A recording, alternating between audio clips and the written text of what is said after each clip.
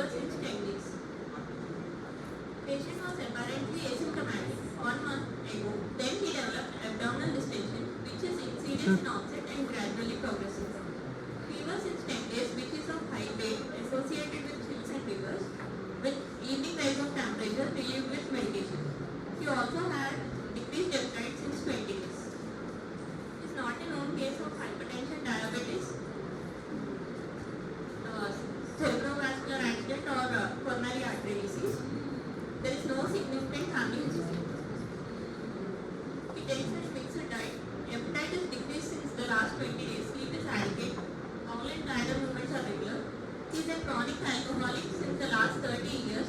Takes 2 quarters per day. Stopped since 20 days. He is also a chronic smoker since 30 years. On general examination, patient is conscious, coherent, cooperative. There is no pallor, icterus, sinuses, clumping, lymphadenopathy. Temperature and all the vitals are within the normal range. Coming to systemic examination, per abdomen it is distended, umbilicus is everted, transverse lip is present. All quadrants of abdomen are symmetrical and equally movement is there with respiration. There are no visible pulsations, no visible peristalsis or dilated veins. There is no guarding or rigidity. Tendon is present in epigastric and umbilical region. On inspection, chest is elliptical, bilaterally symmetrical. Trachea appears to be central. Movements appears to be equal on both sides. There are no scars, sinuses or visible pulsations. On palpation, all the inspected findings are confirmed. On percussion, resonant node is heard in all areas except left infrascapular and intra-axillary areas. On auscultation, bilateral air entry is present and decreased breath sounds are heard in left infrascapular and intra-axillary areas. Cardiovascular system, chest is elliptical and bilaterally symmetrical. JVP is not elicited. Apex beat is present in left intercostal space, half inch medial to mid-clavicular. S1, S2 is heard and there are 2 months. Central nervous system, patient is conscious, coherent and cooperative. Higher mental functions are intact. Sensory system is normal. Meningeal signs are negative. Cranial nerves are intact. I will also be talking about my second case and going ahead with the investigation by comparing the team survey. There is a 28-year-old male who is diagnosed to have hemorrhagic ascites secondary to tuberculosis. He came with chief complaints of abdominal distension since 1 month and abdominal pain since 1 month. Patient was apparently asymptomatic 1 month back. Then he developed abdominal distension, which is insidious in onset and gradually progressive. Abdominal pain, which is insidious in onset, gradually progressive, diffuse wheezing type of pain. There is no significant past history, only he underwent appendectomy 20 years ago. Family history is not significant. Personal history, he takes mixed diet, appetite is normal, sleep is adequate, bowel and bladder movements are regular. He is an alcoholic since last 2 years, consumes regularly 90 ml per day, and he is a non-smoker. General examination, patient is conscious, coherent, cooperative. There is no pallor, icterus, sinuses, clumping, lymphadenopathy or edema. Vitals, temperature is 98.2 degrees Fahrenheit, pulse rate is 82 beats per minute. Respiratory rate is 80 cycles per minute. Abdominal thoracic type. BP is 110 by 70 mm of Hg in all 4 limbs. Saturation is 98% on room air and BRPS is 1 or 2 grams per deciliter. On systemic examination, per abdomen shape is distended, umbilicus is everted, transverse lip line. Equally symmetrical movements of all quadrants with respiration. Appendicectomy scar is present. There are no visible pulsations, peristalsis and localized swellings. There is no guarding, no rigidity, no tenderness. Fluid thrill is present. Bowel sounds are heard. On respiratory system, chest is elliptical, bilaterally symmetrical. Trachea appears to be central. Movement appears to be equal on both sides. There are no scars, sinuses or visible pulsations. On palpation, all inspected findings are confirmed. On palpation, resonant node is heard in all areas.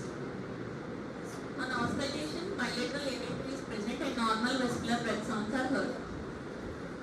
Cardiovascular system is normal. There is no abnormality detected. S1, S2 is heard and there are no markers. Central nervous system, patient operative. Higher mental functions are intact, cranial nerves are intact, meningeal signs are negative, sensory system is normal. Coming to the investigations of both the cases, the hemogram shows is within the normal range in 55-year-old male, and 28-year-old male showed there is anemia, which is normocytic normochromic. Renal functions are within the normal range in both the cases. LFT is within the normal range. CU is normal in both the cases. In the second case, 28-year-old male, he also came with pain abdomen. So we have suspected pancreatitis in the initial phase, and we have sent for serum amylase and lipase, which are found to be elevated. Montauk's test is done in both the cases, which turned out to be negative. Ascitic fluid analysis was done in both the cases. In both the cases, there is low SAT, CBNAT was negative, culture sensitivity showed no growth, and cytology showed lymphocyte predominance. Ascitic ADA is 100 in the case of 55-year-old male and 26 in case of 28-year-old. Pleural effusion was there in the 55-year-old male, so we have done pleural tap and it was found to be X-ray. USG abdomen and pelvis of 55-year-old male showed polyagasis, left mild pleural effusion, moderate loculated ascites with septations in perihepatic region. And in the 28-year-old male, there was gross ascites, gallbladder wall edema, ectopic left PT in left iliac fossa. So in the first case, there was so much of diagnostic uncertainty. As you can see, there was low SAT and ascitic ADA was pointing towards tuberculosis and pleural fluid. So taking all this into consideration, we started him on anti-tubercular therapy. We thought that if we see if the patient improves, and as the patient improved, we continued ATT and he is on regular follow-ups. After 6 months of follow-up, his symptoms subsided, the ascites subsided, and he is doing well. And if at all, in case if he doesn't improve, we plan to go ahead with peritoneal biopsy. Initially, we suggested the patient to go for peritoneal biopsy. As it was invasive procedure, the patient was not willing for that. So we started him on ATT and he showed improvement.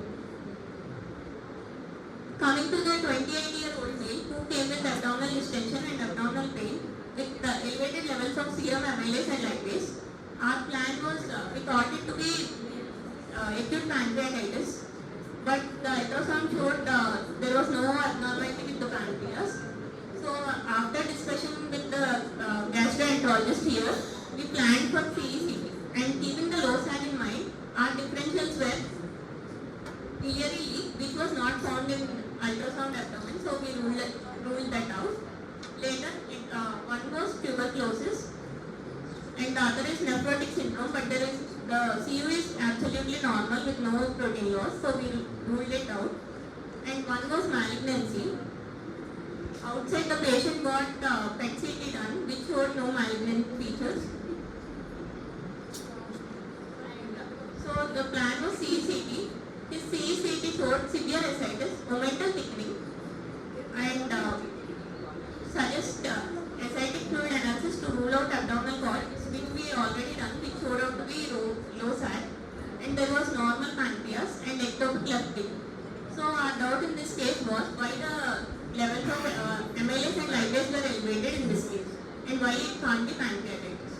So in the initial ultrasound it was normal, and also CECT also showed there was no abnormality with the pancreas.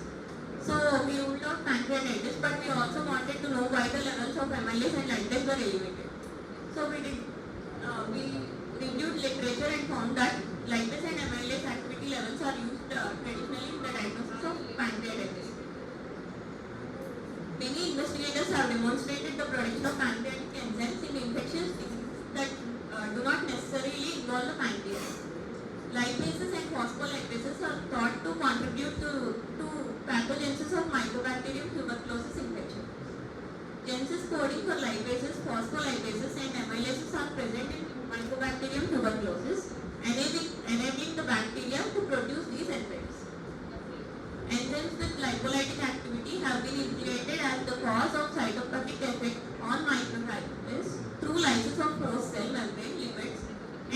suggested as potential biomarkers for active tuberculosis infection.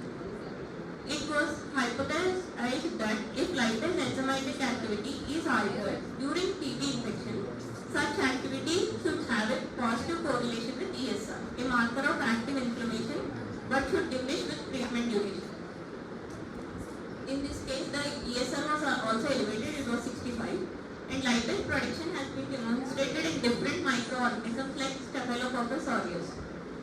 A lipase that inhibits the phagocytic activity of alveolar macrophages has been described in Pseudomonas. Another lipolytic enzyme has been shown to be important for the penetration of endocervical epithelial cells in Neisseria gonorrhoeae. So we'll have a little discussion about abdominal tuberculosis. Abdominal tuberculosis has non-specific symptoms. No single test is adequate for the diagnosis of abdominal tuberculosis in all the patients.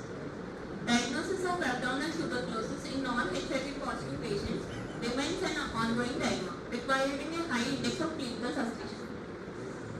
Tubercular peritonitis constitutes up to 1% of all cases of ascites. Abdominal tuberculosis can be diagnosed by culture growth of Mycobacterium tuberculosis in ascitic fluid or the presence of fasciatic granuloma with or without positive smear for acid-fast bacilli in biopsy specimens obtained by laparoscopy. Laparoscopy with directed biopsy is currently the best way to make a rapid specific diagnosis. It is now considered as a gold standard for the diagnosis of abdominal tuberculosis. Ascitic fluid ADA activity has been proposed as a useful diagnostic test for abdominal tuberculosis with good accuracy. It is known that tubercular peritonitis often manifests without any evidence of other signs of tubercular infection. This is how it looks with fasciatic material or germ cells. Thank you.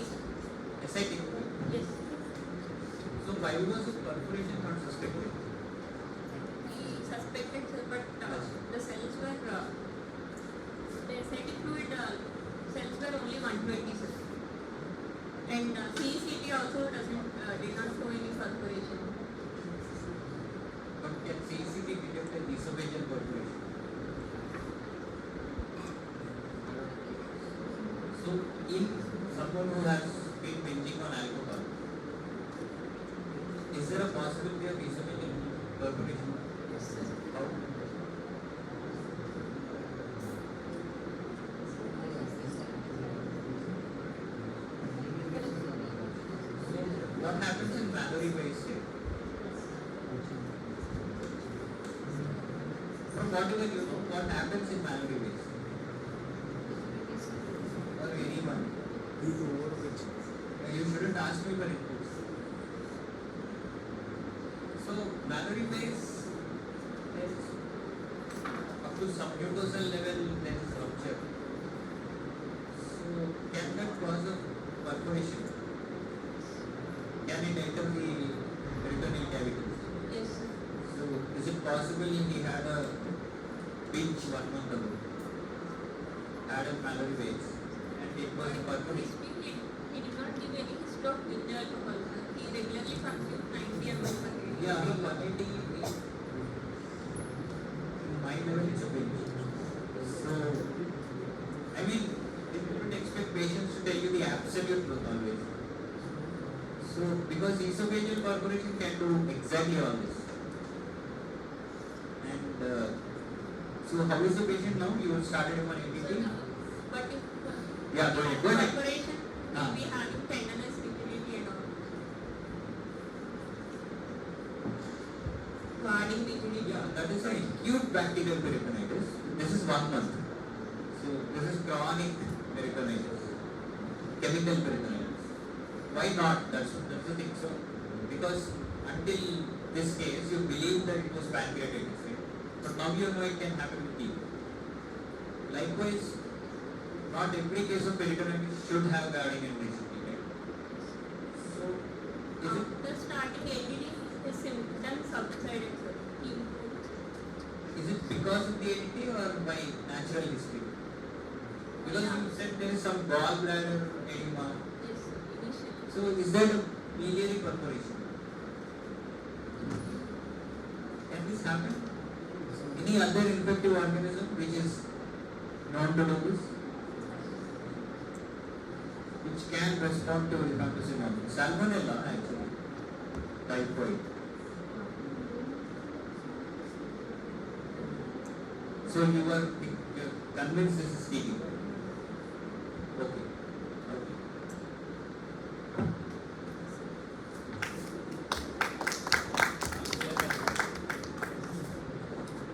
Dr. Preeti, Yes. well presented. Second, the word of caution for all my student medical students. Both the case appears that I should have referred to the surgeon earlier. Because sometimes there has been incidences where after the patient has collapsed, they have referred to surgeon. So, just don't mistake me on this. This case, both the cases, because see the ultrasound picture, the clinical picture, it's more of a surgeon, it should be the surgeon, and you can give advice. Rather than you keeping it and then asking surgeon for an advice. There's a difference in monitoring. Because the surgical solution can be life threatening. Your role may not be life threatening in both the cases. So, and previously also, we have learned the lessons from 1 or 2 cases. So, which I am also watching from the top. So, please, both the cases should have gone to the surgeon with view of the ultrasound finding, the clinical presentation, everything. And then, if at all, only tuberculosis, abdominal tuberculosis, they are also supposed to be. And their complications are more than your complications, as far as abdominal TB is concerned. And the clinical presentation wise, I think it should have gone to surgery. So actually we already. No, I admit that you will keep on defending it. But We let me already tell took you- surgeon's opinion, sir. Understood. It should have been with the surgeon and your opinion can be given there, rather than you keeping the case. Because we have burnt finger in similar cases. Let us not burn finger more.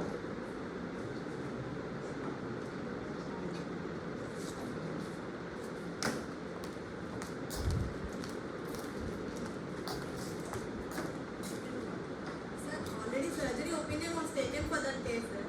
And endoscopy was also Doctor, done. I have told you, don't keep on defending.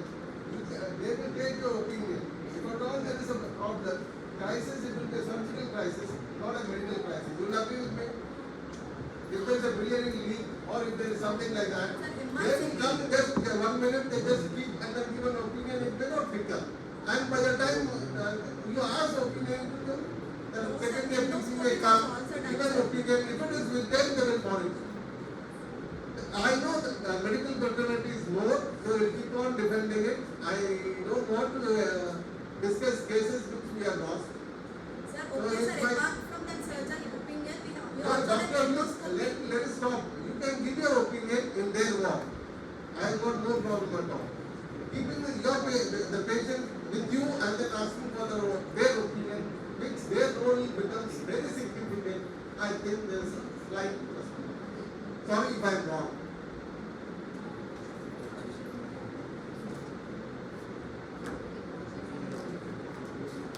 Now I call upon Dr. Bharat sir, final year postgraduate, to present the case of IgA nephropathy.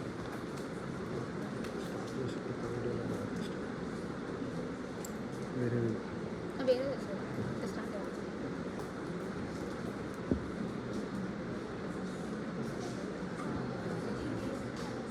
Harika, just 1 minute.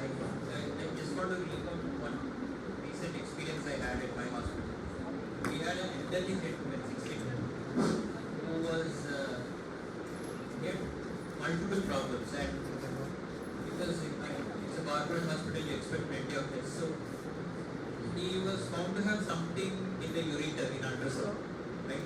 And then he got a CTK UV, and they said there is some mass in the ureter.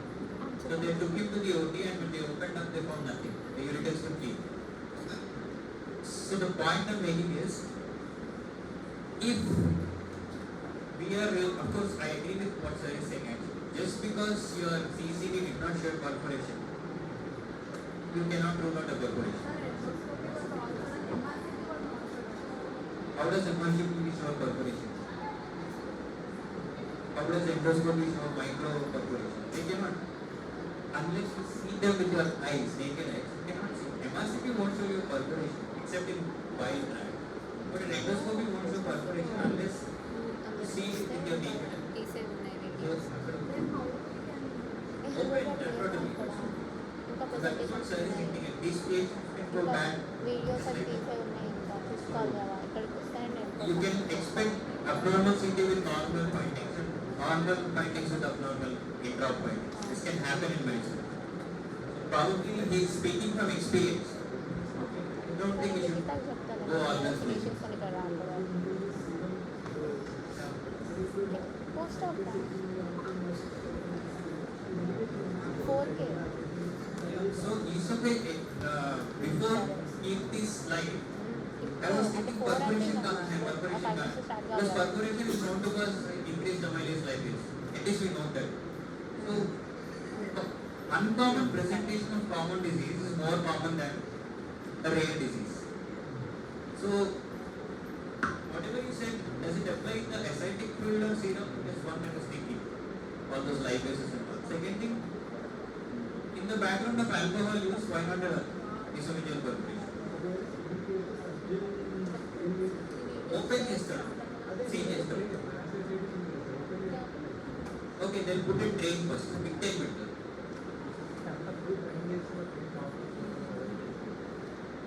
But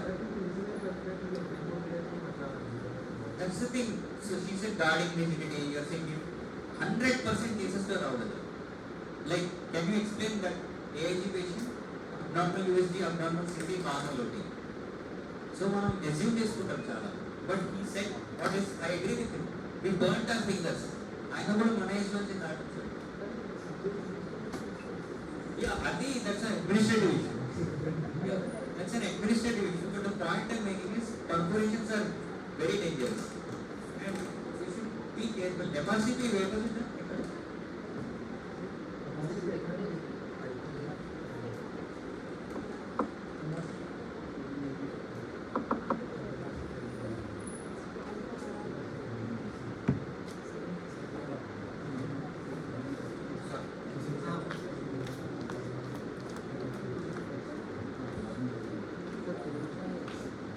But more recently, you had a ward of perforation involved a surgical case. So it was detected on CCD. So ultimately, the visual eye sees best more than the retinal. That's what I think. Okay, so thank you, Kirti. Actually well presented. Thank you.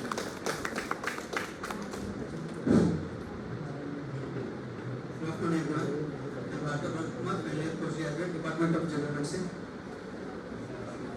I'm going to discuss 21 years female with proteinuria. So this is the outline. Case scenario, opposed to proteinuria.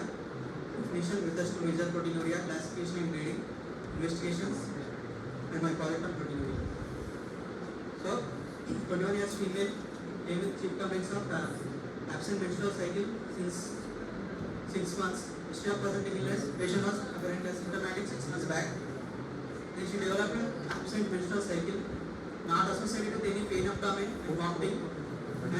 And she went to gynecology OPD. And on routine evaluation, the ultrasound abdomen showed altered renal echostructure and urinalysis showed proteinuria. And she was referred to General Medicine Department for further workup. There is no history of any rash over the other areas, ulcers in the mouth and pain in the joints. no history of any hematuria, throat pain and skin rashes, no history of fever, pain abdomen and cold etc. So there is no history of any pedal edema, shortness of breath and decreased urine output, no history of any loss of appetite, dryness of skin and vomitings. Past history, no history of similar complaints in the past, history of seizures, one episode around 2 years of age, and history of asthma since 15 years. General examination, no pallor, ictus, lumping, cyanosis, lymphadenopathy, and pedal edema. Systemic examination, vitals are stable. All investigations are normal in range, except that creatinine is 3.7 on presentation, and CE showed albumin 3 plus, and CBP HB is 9.8, THR is 8,600, and spot PCR was done. It showed 1.5, and 24 hours urinary protein showed 2,870 mg per deciliter protein. So this was the ANA profile, which is negative, and the renal biopsy was sent. This is the electron microscopy picture of the renal biopsy. Here it shows proliferation in the mesangium and some effacement of root processes is seen. So impression of the electron microscope, globular basement membrane was thickened, occasional mesangial electron deposits are seen, and subendothelial reactions are seen, and focal effacement of visceral epithelial cell food process are seen. So final diagnosis based on electron microscopy, IgA nephropathy was done. So introduction, urinalysis is important to diagnose kidney diseases. Proteinuria is one of the earliest and most important finding of urine examinations. Proteinuria can be transient due to benign renal causes or persistent due to organic renal causes. Healthy individuals can expect less than 150 mg per deciliter of protein and less than 30 mg per deciliter of albumin. So proteinuria greater than 150 mg per day, and albuminuria if urinary albumin excretion was greater than 30 mg per day. So normal urine protein is composed of tan-alpha protein, albumin, immunoglobulins, hormones, and mucopolysaccharides. Majorly, tan-alpha proteins are 40%. So measurement of protein, qualitative, quantitative. Qualitative by urine dipstick method or sulfosalic acid test, heat coagulation test, and quantitative by 24 hours urine protein and spot urine protein creatinine ratio. So measurements.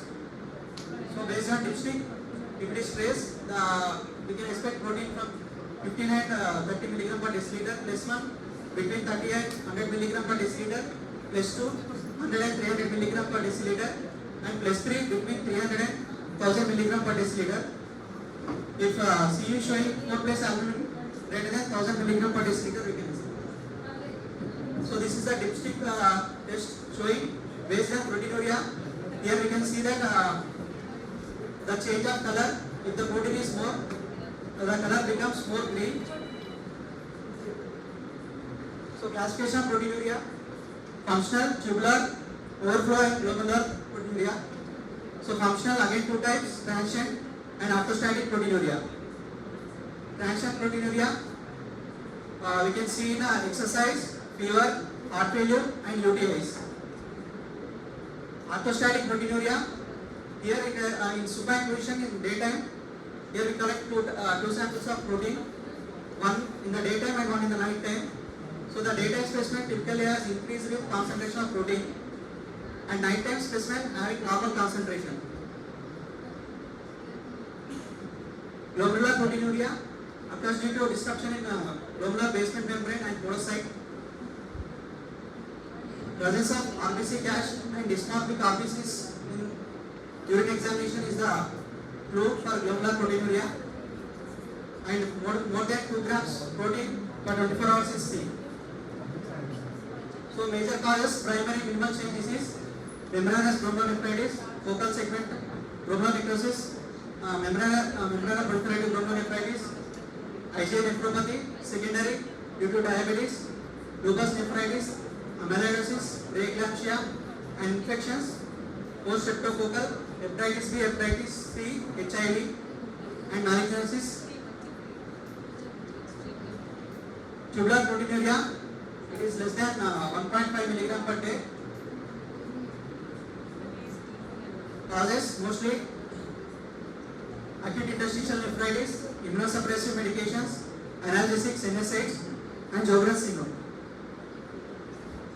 Overflow proteinuria. Here we see excessive production of abnormal filterable plasma proteins that exceeds tubular capacity for reabsorption. Examples in multiple myeloma, Welch's proteins, myoglobinuria in rhabdomyolysis, and hemoglobinuria in hemolysis.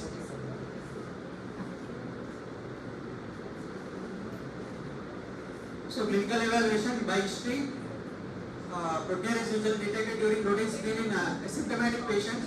In this case, routinely we have detected the proteinuria on CUE. Symptoms, duration, history of recent fever, sore throat, periapical puffiness, anasaka, frothy urine, eye colored urine, oliguria, nausea, vomiting, abdominal pain, joint pain, etc. And from past history, diabetes, hypertension, renal disease, systemic illness should be ruled out, and drug history, NSAIDs, cyclosporine, exposure to heavy metals, and family history of renal disease.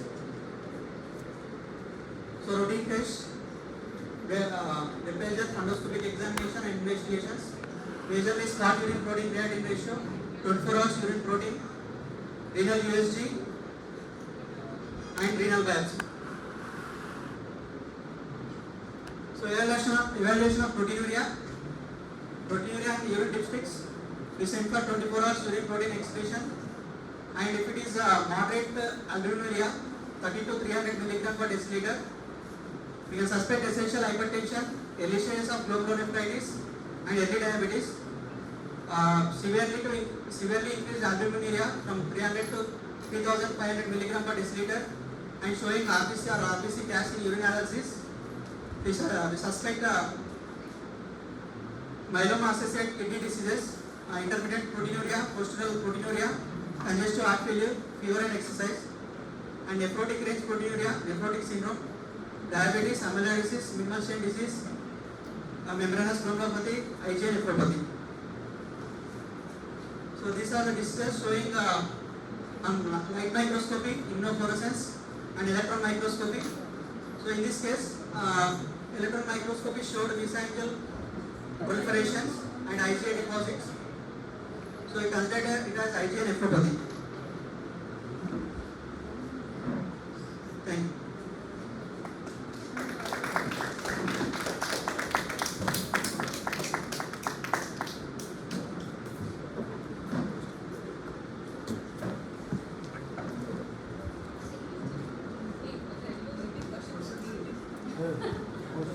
Now I call upon Dr. Nitin, first year postgraduate of General Medicine Department, to present the case series of hypo and hypothyroidism.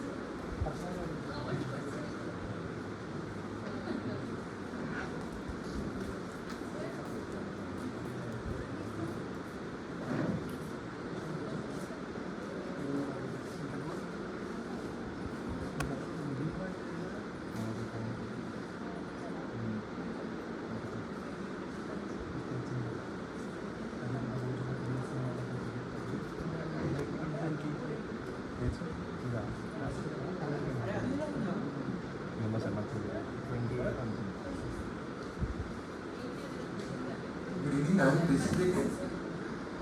Good evening all, this is the case of ankle reflex. This is a usual reflex which gave unusual response and led towards diagnosis of the case. A 40 years female came with a complaint of puffiness around the eyes since 2 months, tingling all over the head since 2 months, shortness of breath since 2 months, and multiple joint pains. History of presentedness saying patient was apparently alright 2 months ago, then she developed puffiness of eyes aggregating with water and cold temperature, revealing and taking rest, not progressing and no diurnal variation. Patient chief complaints of tingling all over the head since 2 months, aggravating with sleep, no relieving factor. Patient had neck pain since 2 months and restriction of movements. Patient complained of difficulty breathing, aggravating with mild daily routine activities, no seasonal variations. No LHS. Patient complained of body pains over the large joints since 2 months. No history of abdominal pain, burning mutation, deviation of mouth, pain, dysphagia. And there is no history of hypertension, diabetes mellitus, no coronary artery disease, no CVS, no epilepsy, and no addictions are found. Patient is conscious, coherent, cooperative, with normal temperature and BP showing 100/60, pulse rate 84, and patient is having pallor and there is no lymphadenopathy. On menstrual history, age of menarche was 13 years. There is no abnormality in menses. Respiratory is 22 cycles per minute. And CVS, there is no abnormalities. Abdominal examination also, there is no abnormality found. And respiration was no abnormality found. CNS, no focal neurological defects. On biceps, it is +2 on both the sides. Triceps also +2 on both the sides. Supinator +1 on both the sides. Major +2 on both the sides. Coming to the ankle jerk. Putting your hand underneath it and just tapping the bottom of it. And relax and breathing. This is expected.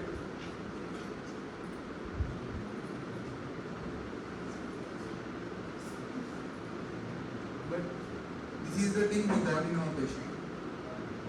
Workman sign, very delayed ankle reflex.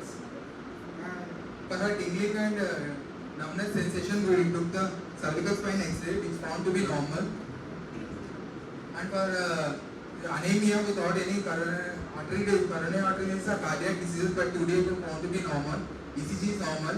HB was 10.4, very mild anemia.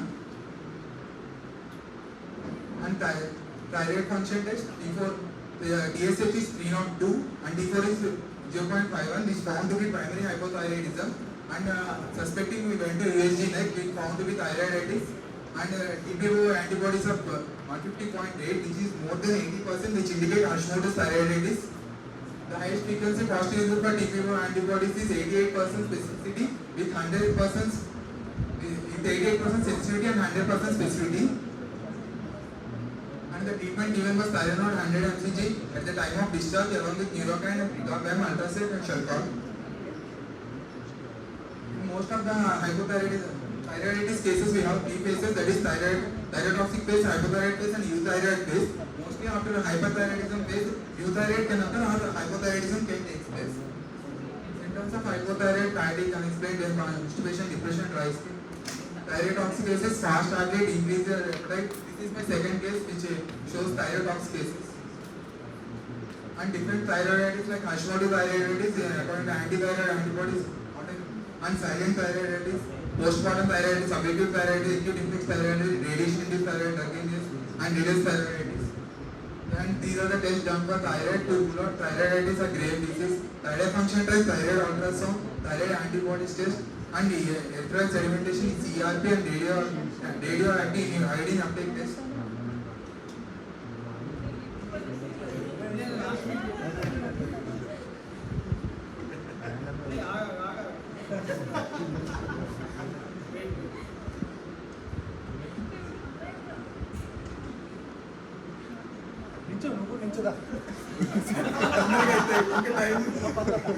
చాలా బాగా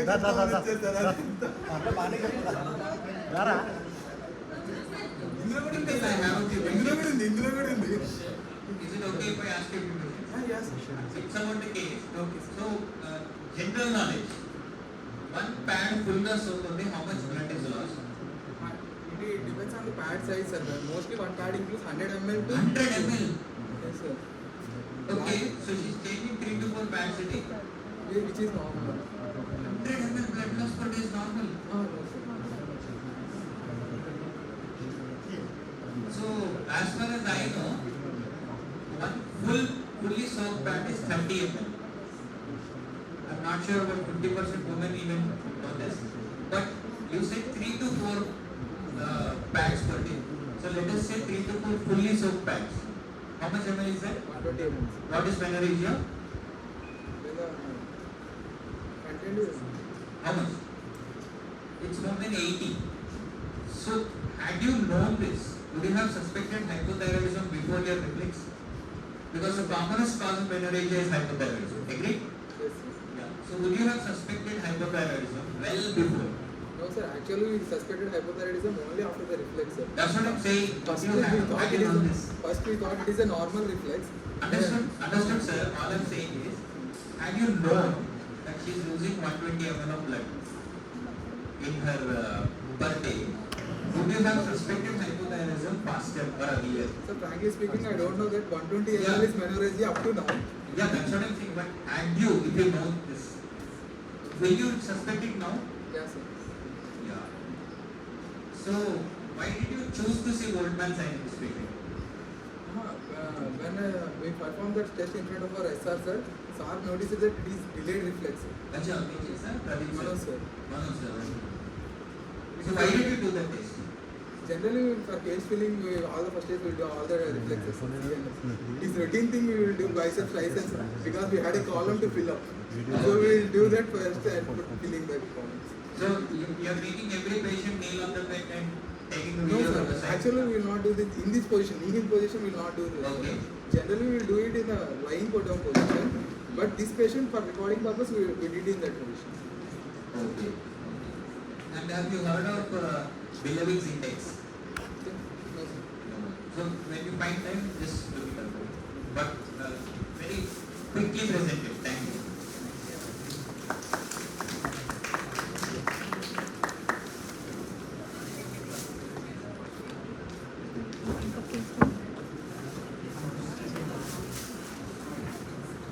Actually, this is the case of Sai Charan sir case, sir. This it is a special interest of HOD sir to make know everyone that how ASCII works for learning after the patient is left. Sir. Actually, I kept cocktail treatment because in the outside hospital, patient was given different types of drugs for thinking it is a pulmonary embolism and any infectious disease. It is a 50 years female with fever since 1 week, nausea, vomiting for 3 days, and disproportionate tachycardia that is 140 beats per minute, and temperature is 100. Since 4 months, she had low-grade fever, intermittent episodes, lasting for 7 to 14 days with complete normalcy in between the episodes and associated with progressive worsening of the knee pain since February 28 till date.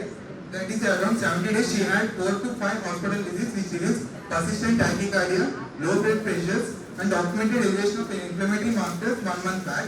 Received antibiotic cocktails like Pictan, doxycycline, clindamycin, and magnesium 40 last month, thinking it is an infectious disease.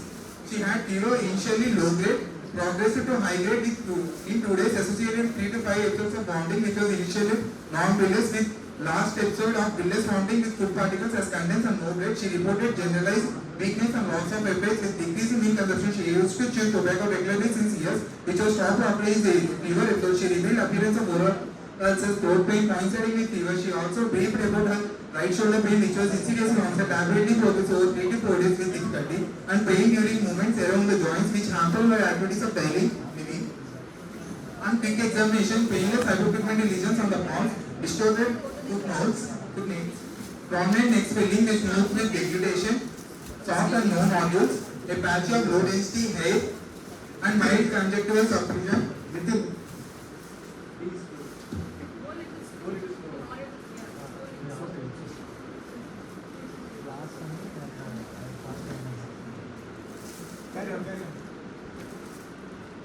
red TB tongue with cardiac prestations on tongue, poor oral hygiene and oral candidiasis is the reason. Pediatric no JVP raise, visceral fat, easy bruising after removal of easy chilies, no organomegaly, normal lung auscultation, cardiac auscultation, occasionally S3 with normal, painful restriction of abduction and internal rotation, mild tender point present, sensory texture with loss of joint, proprioception, mild slur speech according to son and daughter-in-law. Labs, nearly normal CPP, normal renal function, mildly elevated liver enzymes, hypoalbuminemia and otherwise unremarkable CUP. This is the fever chart showing 2 spikes. 3 spikes. And thyroid function test showed T3 levels are raised, T4 is raised and TSH is decreased. It shows hyperthyroidism. This is how the Sai Charans are questioned their juniors how to address tachycardia with increasing beta blockers, dose to 50 mcg OD. Will troponin helps to support our myocardial theory. Any surrogate test for suspected hypothyroidism, and these are answered by the Beckett size.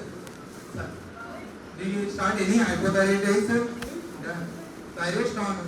Answer given by the Venkata sir is thyroid storm is a clinical diagnosis for patient with pre-existing hypothyroidism. In determining whether or not a patient has hypothyroid storm, the main system to concentrate are the CNS, cardiovascular system, tachycardia, atrial fibrillation, congestive cardiac failure, and gastrointestinal hepatic system. Finally, Biswas are advised to switch to program 30 mg 8 hourly because it blocks T4 to T3 conversion. Tablet carbimazole 40 mg statin 10 mg TID from tomorrow. And this is the current status of the patient listed to OP 2 days back.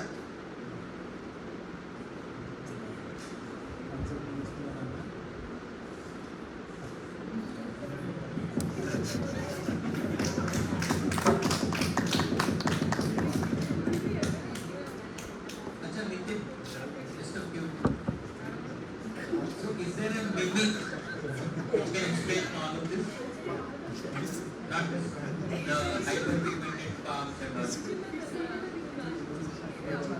Hypotension, tachycardia, hyperpigmented palms, weakness, fatigue. Sorry? Thyroid. Any other differential for this? Leprosy. Leprosy? Hypopigmented saturated. Hyper, you said palms.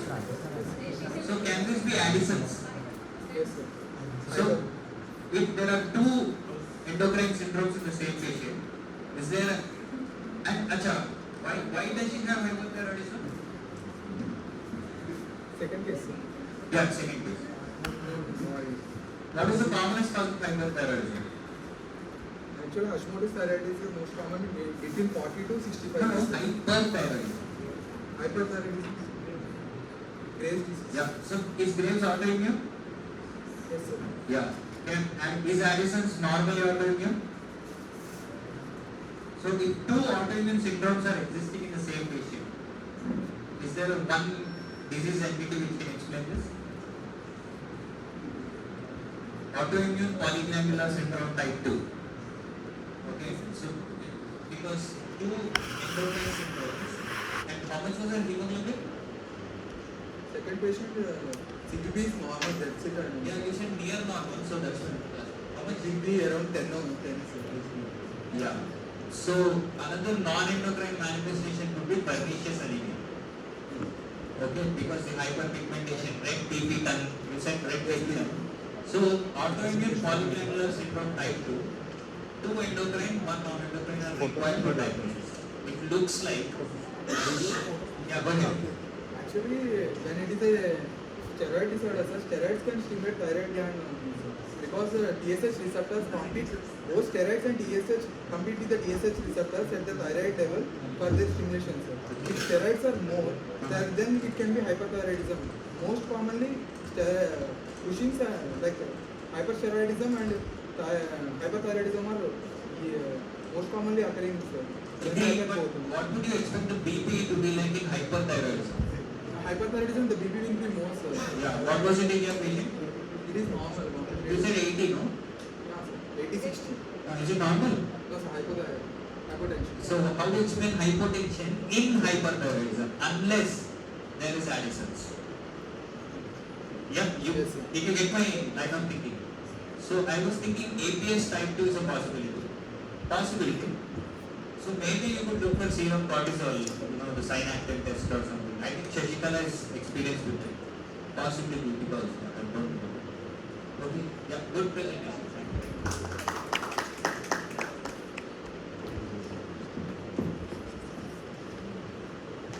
Now I call upon Dr. Manoj sir, Dr. Pradeep sir and Dr.